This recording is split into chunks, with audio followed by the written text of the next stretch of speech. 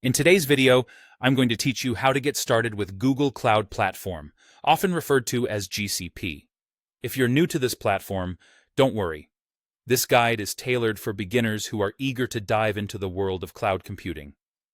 Whether your goal is to build a web application, manage data, experiment with artificial intelligence tools, or launch infrastructure, this video will help you make your first foray into GCP both smooth and insightful. First, you'll need to create an account at cloud.google.com. As a new user, you're in for a treat because Google offers $300 in free credits along with access to over 20 free-tier products. These include essentials like Compute Engine, Cloud Storage, and BigQuery. This is a great opportunity to experiment with these tools and services, allowing you to learn and test various features without worrying about incurring charges. It's a risk-free way to explore the potential of GCP and discover what it can do for you and your projects. Once you're set up with your account, it's important to organize your work using projects within GCP. Essentially, everything you do in GCP is structured under these projects.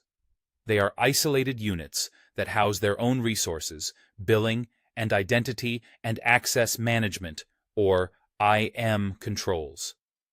This is where IAM comes into play. IAM allows you to effectively manage user permissions by assigning roles, such as viewer, editor, or admin, to different users.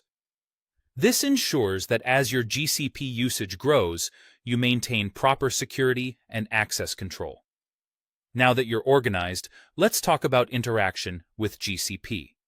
There are three main interfaces: the Cloud Console, the Command Line Interface or CLI, and Cloud Shell.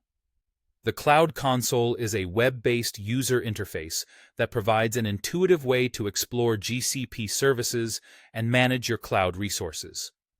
If you prefer a more hands-on and coding-focused approach, Cloud Shell is fantastic.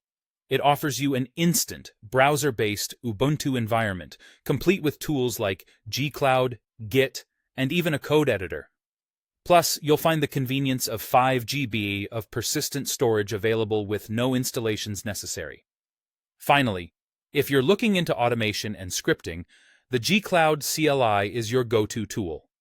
This command line interface allows you to script tasks easily. For example, if you want to create a virtual machine, you might use a command such as gcloud compute instances, create myVM Zonia Central 1A.